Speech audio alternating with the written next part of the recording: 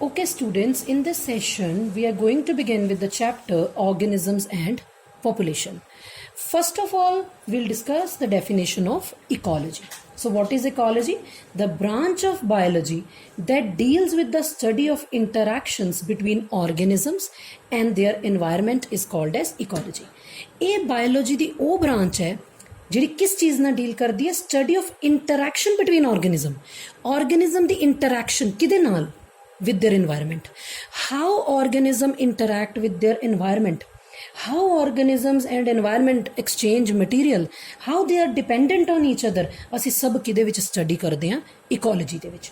So next is father of ecology in India, Professor Ramdev Misra.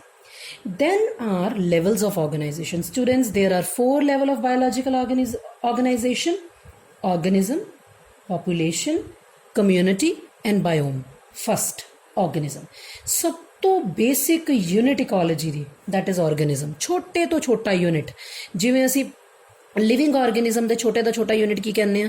Cell. Non living 'ਚ ਅਸੀਂ ਕਹਿੰਦੇ ਆ atom. ਸੋ ਤਿਵੇਂ ਇਕੋਲੋਜੀ 'ਚ ਸਭ ਤੋਂ ਛੋਟਾ ਯੂਨਿਟ ਕੌਣ ਹੈ? ਆਰਗੇਨਿਜ਼ਮ ਤੋਂ ਹੀ ਇਕੋਲੋਜੀ ਸ਼ੁਰੂ ਹੁੰਦੀ ਹੈ. Then is population.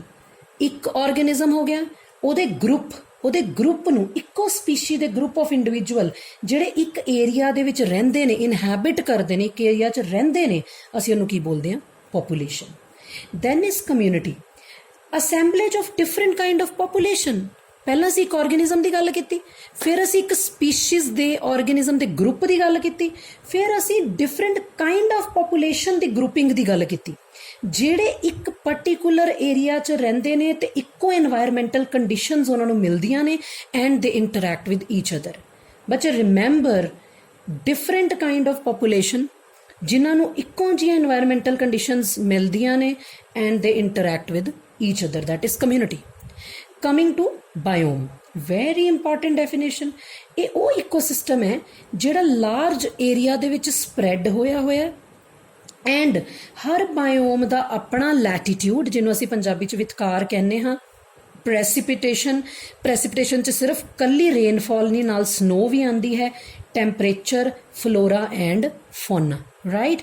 Flora group of plants, ਫੋਨਾ group of animals. So Har biome ਜਿਹੜਾ ਇੱਕ ਵੱਡੇ ਏਰੀਆ 'ਤੇ ਸਪਰੈਡ ਹੋਇਆ ਉਹਦਾ ਆਪਣਾ ਲੈਟੀਟਿਊਡ ਹੈ, ਆਪਣੀ ਪ੍ਰੈਸੀਪੀਟੇਸ਼ਨ ਹੈ ਜਿੰਨੀ ਉੱਥੇ ਹੁੰਦੀ ਹੈ, ਟੈਂਪਰੇਚਰ ਹੈ, ਫਲੋਰਾ ਹੈ ਐਂਡ ਫੋਨਾ ਹੈ. ਸੋ ਤਾਂ ਹੀ ਤੁਸੀਂ ਡਿਫਰੈਂਟ ਤਰ੍ਹਾਂ ਦੇ ਬਾਇਓਮ ਜਦੋਂ ਪੜ੍ਹੋਗੇ ਤੁਸੀਂ ਦੇਖੋਗੇ ਹਰ ਜਗ੍ਹਾ 'ਤੇ ਅਲੱਗ ਤਰ੍ਹਾਂ ਦੇ ਪਲਾਂਟ, ਅਲੱਗ ਤਰ੍ਹਾਂ ਦੇ ਐਨੀਮਲਸ ਮਿਲਦੇ ਨੇ. ਵਾਈ? ਕਿਉਂਕਿ ਉੱਥੇ ਅਲੱਗ ਤਰ੍ਹਾਂ ਦੀ ਕੰਡੀਸ਼ਨਸ ਹੁੰਦੀਆਂ ਨੇ, ਟੈਂਪਰੇਚਰ ਕੰਡੀਸ਼ਨ ਅਲੱਗ ਹੈ, ਰੇਨਫਾਲ ਅਲੱਗ ਹੈ. So that is why different ਤਰ੍ਹਾਂ ਦੇ ਬਾਇਓਮਸ 'ਤੇ ਅਲੱਗ ਤਰ੍ਹਾਂ ਦੇ ਐਨੀਮਲਸ ਤੇ ਪਲਾਂਟਸ ਪਾਏ ਜਾਂਦੇ ਹਨ. Then is the definition of ecosystem. Ecosystem ਕੀ ਹੈ? ਜਿਹਦੇ ਵਿੱਚ ਸਾਰੇ ਲਿਵਿੰਗ ਆਰਗੇਨਿਜ਼ਮ ਇੱਕ ਪਰਟੀਕੂਲਰ ਏਰੀਆ ਦੇ ਐਜ਼ ਵੈਲ ਐਜ਼ ਉਹਨਾਂ ਦੇ ਅਰਾਊਂਡ ਵਾਲਾ physical environment functioning together as a unit, ਇੱਕ ਇਕਾਈ, ਇੱਕ ਯੂਨਿਟ ਦੀ ਤਰ੍ਹਾਂ ਕੰਮ ਕਰਦੇ ਨੇ. ਕੌਣ? ਲਿਵਿੰਗ ਆਰਗੇਨਿਜ਼ਮ, ਬਾਇਓਟਿਕ ਫੈਕਟਰਸ ਤੇ ਉਹਨਾਂ ਦਾ ਇਨਵਾਇਰਮੈਂਟ, ਅਬਾਇਓਟਿਕ ਫੈਕਟਰਸ. ਤੁਹਾਨੂੰ ਪਤਾ ਹੈ ਨਾ ਤਾਂ ਲਿਵਿੰਗ ਆਰਗੇਨਿਜ਼ਮ ਇਨਵਾਇਰਮੈਂਟ ਤੋਂ ਬਿਨਾਂ ਰਹਿ ਸਕਦੇ, ਨਾ ਇਨਵਾਇਰਮੈਂਟ ਲਿਵਿੰਗ ਆਰਗੇਨਿਜ਼ਮ ਤੋਂ ਬਿਨਾਂ ਚੱਲ ਸਕਦਾ, right? So both of them they are together, they function as a unit. ਅਸੀਂ ਉਹਨੂੰ ਕੀ ਬੋਲਦੇ ਹਾਂ? Ecosystem, right? Coming to biosphere, sum total of all the biomes. ਜਿੰਨੇ ਵੀ ਬਾਇਓਮਸ ਅਸੀਂ ਸਟੱਡੀ ਕਰਾਂਗੇ ਸਾਰਿਆਂ ਦੇ ਸਮ ਟੋਟਲ ਨੂੰ ਅਸੀਂ ਕੀ ਬੋਲਦੇ ਹਾਂ? Biosphere. Then is branches of ecology. ਬੱਚੋ 2 ਬ੍ਰਾਂਚਿਸ ਨੇ ਇਕੋਲੋਜੀ ਦੀਆਂ, ਆਟੋ ਇਕੋਲੋਜੀ ਤੇ syn ecology. Auto ecology branch of ecology ਜਿਹੜੀ ਕਿਸ ਚੀਜ਼ ਨਾਲ ਡੀਲ ਕਰਦੀ ਹੈ? Relationship between an individual. Students, an individual, ਇੱਕ ਇੰਡੀਵਿਜੂਅਲ ਆਪਣੇ ਇਨਵਾਇਰਮੈਂਟ ਨਾਲ ਕੀ ਰਿਲੇਸ਼ਨ ਰੱਖਦਾ ਹੈ, how they relate, how they interact with each other, that is auto ecology. But syn ecology ਕੀ ਹੈ? Relationship between plant and animal communities. ਅਸੀਂ ਪੂਰੀ ਦੀ ਪੂਰੀ ਕਮਿਊਨਿਟੀ ਦੀ ਗੱਲ ਕਰਦੇ ਹਾਂ ਕਿ ਪੂਰੀ ਦੀ ਪੂਰੀ ਕਮਿਊਨਿਟੀ ਦਾ ਇਨਵਾਇਰਮੈਂਟ ਨਾਲ ਕੀ ਰਿਸ਼ਤਾ ਹੈ ਜੀ, that is syn ecology. Auto ecology individual ਦਾ ਕੀ ਰਿਸ਼ਤਾ ਹੈ, ਕਿਵੇਂ ਉਹ ਰਿਲੇਟ ਕਰਦਾ ਆਪਣੇ ਇਨਵਾਇਰਮੈਂਟ ਨਾਲ. ਸਿਨ ਇਕੋਲੋਜੀ ਪੂਰੀ ਦੀ ਪੂਰੀ ਕਮਿਊਨਿਟੀ ਕਿਵੇਂ ਇਨਵਾਇਰਮੈਂਟ ਨਾਲ ਇੰਟਰੈਕਟ ਕਰਦੀ ਹੈ, that is syn ecology, right students?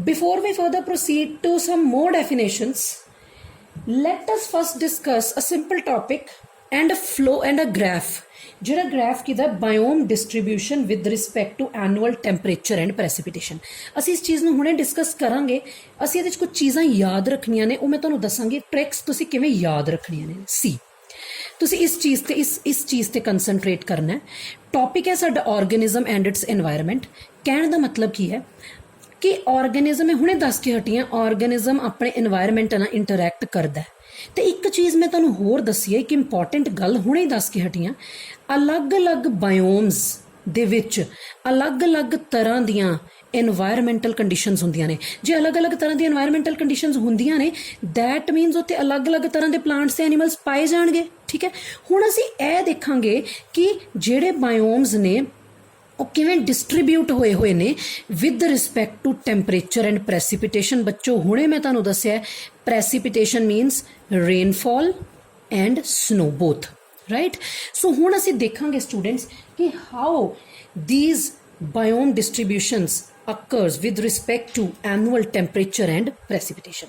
So students ਅਸੀਂ ਇਸ ਚੀਜ਼ ਨੂੰ ਕਿਵੇਂ ਯਾਦ ਰੱਖਣਾ ਹੈ ਤੁਸੀਂ ਸਭ ਤੋਂ ਪਹਿਲਾਂ ਸ਼ੁਰੂ ਕਰਨਾ ਹੈ ਆਰਕਟਿਕ ਤੇ ਐਲਪਾਈਨ ਟੁੰਡਰਾ ਇਹ ਨਾਮ ਹੈ ਬੱਚੋ ਬਾਇਓਮ ਦਾ ਤੇ ਡੈਜ਼ਰਟ ਅਸੀਂ ਸਭ ਤੋਂ ਪਹਿਲਾਂ ਇਹਨਾਂ ਦੋਨਾਂ ਤੋਂ ਸ਼ੁਰੂ ਕਰਨਾ ਹੈ ਬੱਚੋ ਅਸੀਂ ਆਰਕਟਿਕ ਅਸੀਂ ਛੋਟੇ ਹੁੰਦੇ ਤੋਂ ਜਦੋਂ ਅਸੀਂ ਆਰਕਟਿਕ ਰੀਜਨ ਸਟੱਡੀ ਕਰਦੇ ਹਾਂ ਸਾਨੂੰ ਪਤਾ ਹੈ ਆਰਕਟਿਕ ਤੇ ਅੰਟਾਰਕਟਿਕ ਰੀਜਨ ਉਹ ਰੀਜਨ ਹੁੰਦਾ ਜਿੱਥੇ ਕੀ ਪੈਂਦੀ ਹੈ ਸਨੋ ਇਹਦਾ ਮਤਲਬ ਤੁਸੀਂ ਰੇਨਫਾਲ ਜੇ ਅਸੀਂ ਯਾਦ ਹੀ ਰੱਖਣਾ ਇੱਕ ਤਰੀਕਾ ਹੈ ਜੇ ਸਨੋ ਪੈ ਰਹੀ ਹੈ ਇਸ ਰੀਜਨ 'ਚ ਇਹਦਾ ਮਤਲਬ ਇੱਥੇ ਰੇਨਫਾਲ ਹੈ ਨਹੀਂ ਠੀਕ ਹੈ ਜੀ ਬਾਰਿਸ਼ ਨਹੀਂ ਹੈ ਸਨੋ ਹੈ ਰਾਈਟ ਸੋ ਅਸੀਂ ਕੀ ਦੇਖਦੇ ਹਾਂ ਕਿ ਇੱਥੇ ਮੀਨ ਐਨੂਅਲ ਪ੍ਰੈਸੀਪੀਟੇਸ਼ਨ ਜੇ ਤੁਸੀਂ ਆਰਕਟਿਕ ਰੀਜਨ ਦੀ ਦੇਖੋ ਤਾਂ ਤੁਸੀਂ ਦੇਖ ਸਕਦੇ ਹੋ ਗ੍ਰਾਫ 'ਚੋਂ ਲੋ ਹੈ ਠੀਕ ਹੈ ਜੀ ਉਸ ਤੋਂ ਬਾਅਦ ਕੀ ਹੈ ਅਗਰ ਅਸੀਂ ਜੇ ਕਿੱਥੇ ਸਨੋ ਪੈਂਦੀ ਹੈ ਤੇ ਬੱਚੇ ਵੈਲ ਅੰਡਰਸਟੂਡ ਹੈ ਉੱਥੋਂ ਦਾ ਟੈਂਪਰੇਚਰ ਵੀ ਘੱਟ ਹੋਏਗਾ ਸੋ ਇਹ ਜਿਹੜਾ ਸਾਡੇ ਕੋਲ ਆਰਕਟਿਕ ਐਂਡ ਐਲਪਾਈਨ ਟੁੰਡਰਾ ਹੈ ਬਾਇਓਮ ਹੈ ਇਹਦਾ ਟੈਂਪਰੇਚਰ ਕੀ ਹੈ ਲੋਐਸਟ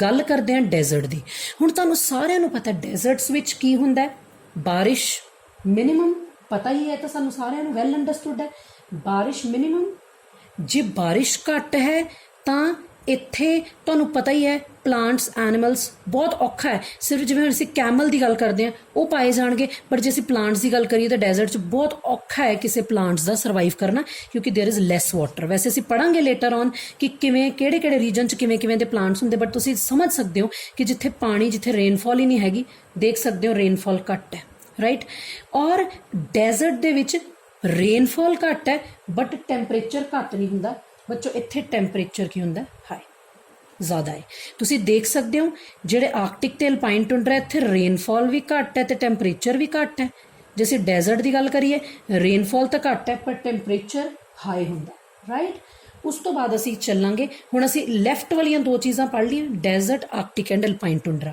ਉਸ ਤੋਂ ਬਾਅਦ ਜੇ ਅਸੀਂ ਆ ਜਾਈਏ ਅਸੀਂ ਟ੍ਰੋਪੀਕਲ ਰੇਨ ਫੋਰੈਸਟ ਦੀ ਗੱਲ ਕਰਾਂਗੇ ਠੀਕ ਹੈ ਇਹਦੇ ਨਾਮ ਹੀ ਹੈ ਟ੍ਰੋਪੀਕਲ ਰੇਨ ਫੋਰੈਸਟ ਠੀਕ ਹੈ ਜੀ ਮੈਂ ਪਹਿਲਾਂ ਤੁਹਾਨੂੰ ਐਕਸਟ੍ਰੀਮ ਲੈਫਟ ਵਾਲੇ ਸਮਝਾਤੇ ਹੁਣ ਐਕਸਟ੍ਰੀਮ ਰਾਈਟ ਵਾਲੇ ਚੱਲਾਂਗੇ ਟ੍ਰੋਪੀਕਲ ਰੇਨ ਫੋਰੈਸਟ ਉਹ ਹੈ ਨਾਮ ਹੀ ਦੱਸ ਰਿਹਾ ਤੁਸੀਂ ਨਾਮ ਤੋਂ ਯਾਦ ਰੱਖ ਲੈਣਾ ਇੱਥੇ ਹਾਈਐਸਟ ਰੇਨਫਾਲ ਹੁੰਦੀ ਹੈ ਠੀਕ ਹੈ ਜੀ ਰੇਨਫਾਲ ਕੀ ਹੈ ਇੱਥੇ ਹਾਈਐਸਟ ਹੈ ਠੀਕ ਹੈ ਟੈਂਪਰੇਚਰ ਵੀ ਹੈਗਾ ਤੇ ਰੇਨਫਾਲ ਵੀ ਹਾਈਐਸਟ ਹੈ ਤੁਸੀਂ ਦੇਖੋ ਟੈਂਪਰੇਚਰ ਵੀ ਅੱਪਰ ਰੇਂਜ ਵਿੱਚ ਹੈ ਅਸੀਂ ਮੀਨ ਐਨੂਅਲ ਟੈਂਪਰੇਚਰ ਦੀ ਗੱਲ ਕਰਦੇ ਹਾਂ ਤੇ ਅਸੀਂ ਰੇਨਫਾਲ ਤੇ ਇਹਦੀ ਸਭ ਤੋਂ ਜ਼ਿਆਦਾ ਹੈਗੀ ਹੈ ਠੀਕ ਹੈ ਜੀ ਉਸ ਤੋਂ ਬਾਅਦ ਅਸੀਂ ਡਿਸਕਸ ਕਰਾਂਗੇ ਗ੍ਰਾਸਲੈਂਡ ਵਿਚਲਿਆਂ ਤੇ ਆ ਜਾਈਏ ਜੇ ਅਸੀਂ ਗ੍ਰਾਸਲੈਂਡ ਦੀ ਗੱਲ ਕਰੀਏ ਤੇ ਗ੍ਰਾਸਿਸ ਪਾਈਆਂ ਜਾਂਦੀਆਂ ਨੇ ਠੀਕ ਹੈ ਐਂਡ ਗ੍ਰਾਸਲੈਂਡ ਦੇ ਵਿੱਚ ਜਿਹੜਾ ਅਸੀਂ ਚੈੱਕ ਕਰਾਂਗੇ ਮਿਡਲ ਵਾਲੀ ਚੀਜ਼ ਹੈ ਨਾ ਇਹ ਇੱਧਰ ਹੈ ਨਾ ਇਹ ਲੈਫਟ 'ਚ ਹੈ ਨਾ ਮਤਲਬ ਅਸੀਂ ਜਿਹੜੇ ਦੀ ਮੀਨ ਐਨੂਅਲ ਪ੍ਰੈਸੀਪੀਟੇਸ਼ਨ ਦੀ ਗੱਲ ਕਰਦੇ ਹਾਂ ਹਾਈਐਸਟ ਵੀ ਨਹੀਂ ਲੋਐਸਟ ਵੀ ਨਹੀਂ ਵਿਚਲੀ ਹੈ ਇਹਦੀ ਗ੍ਰਾਸਲੈਂਡ ਦੀ ਤੇ ਟੈਂਪਰੇਟ ਫੋਰੈਸਟ ਦੀ ਮਿਡਲ 'ਚ ਨੇ ਨਾ ਦੋਨੋਂ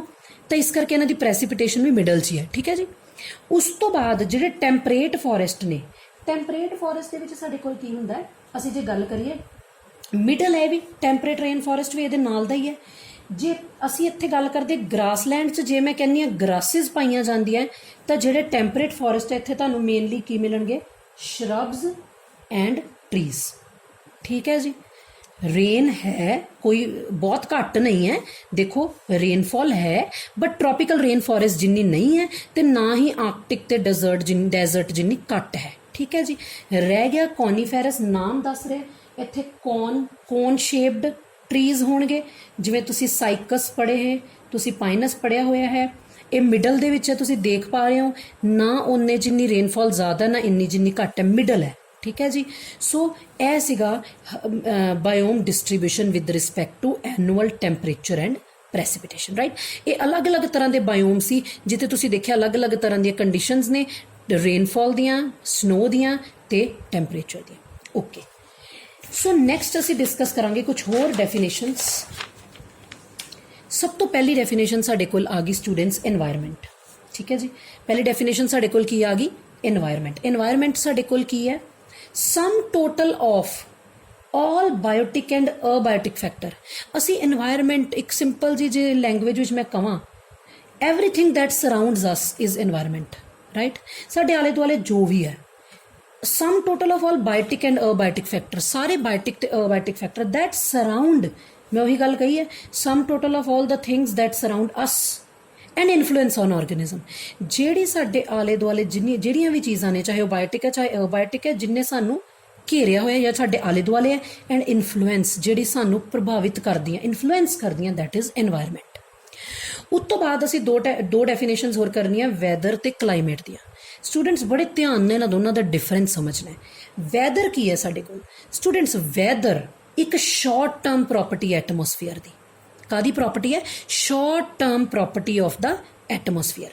ਦੇਖੋ ਸ਼ਾਰਟ ਟਰਮ ਪ੍ਰੋਪਰਟੀ ਦਾ ਕੀ ਮਤਲਬ ਹੋਇਆ?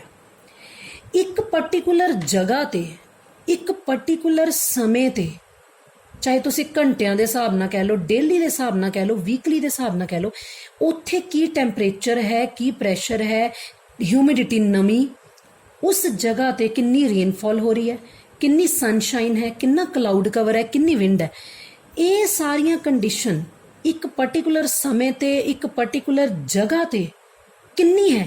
Y we called it as short term property? ਕਿਉਂਕਿ ਇਹ ਥੋੜੇ ਸਮੇਂ ਦੀ ਪ੍ਰੋਪਰਟੀ ਦੀ ਅਸੀਂ ਜ਼ਿਕਰ ਕਰਦੇ ਹਾਂ। ਤੁਸੀਂ ਹੁਣ ਤੁਹਾਡੇ ਕੋਲ ਸਾਰਿਆਂ ਕੋਲ ਬੱਚੋ ਸਟੂਡੈਂਟਸ ਫੋਨ ਹੋਣਗੇ, ਤੁਸੀਂ ਰੋਜ਼ ਆਪਣਾ ਵੈਦਰ ਚੈੱਕ ਕਰਦੇ ਹੋ ਆਪਣਾ ਇੰਟਰਨੈਟ ਤੋਂ। ਤੁਸੀਂ ਕੀ ਵੇਖਦੇ ਹੋ? ਕਈ ਵਾਰੀ ਦਿਖਾ ਰਿਹਾ ਹੁੰਦਾ, ਮਾਰਨਿੰਗ ਦਿਖਾ ਰਿਹਾ ਹੁੰਦਾ ਸਨੀ, ਵੀ ਅੱਜ ਸਨੀ ਡੇ ਹੈ, ਠੀਕ ਹੈ। ਕੱਲ ਦਿਖਾ ਦੂਗਾ ਰੇਨੀ ਡੇ ਹੈ, ਜਾਂ ਈਵਨਿੰਗ 'ਚ ਦਿਖਾ ਦੂਗਾ ਕਿ 90% ਪ੍ਰੋਬੇਬਿਲਿਟੀ ਹੈ ਪ੍ਰੈਸੀਪੀਟੇਸ਼ਨ ਦੀ। ਸੋ ਸ਼ਾਰਟ ਵੈਦਰ ਕੀ ਹੈ? ਸ਼ਾਰਟ ਟਰਮ ਪ੍ਰੋਪਰਟੀ ਹੈ। ਇਹ ਘੰਟਿਆਂ ਦੇ ਹਿਸਾਬ ਨਾਲ ਵੀ ਬਦਲ ਸਕਦਾ, ਦਿਨਾਂ 'ਚ ਵੀ, ਵੀਕਲੀ ਵੀ। ਸੋ ਵੈਦਰ ਇੱਕ ਸ਼ਾਰਟ ਟਰਮ ਪ੍ਰੋਪਰਟੀ ਹੈ ਕਿਸੇ ਪਰਟੀਕੂਲਰ ਏਰੀਆ ਦੀ, ਕਿਸੇ ਪਰਟੀਕੂਲਰ ਸਮੇਂ ਤੇ ਕਿੰਨਾ ਟੈਂਪਰੇਚਰ, ਕਿੰਨਾ ਪ੍ਰੈਸ਼ਰ, ਇਹ ਸਭ ਕੰਡੀਸ਼ਨਸ ਕਿੰਨੀਆਂ ਨੇ, ਉਹਨੂੰ ਅਸੀਂ ਵੈਦਰ ਕਹਿੰਦੇ ਹਾਂ। ਠੀਕ ਹੈ ਜੀ। Then is climate.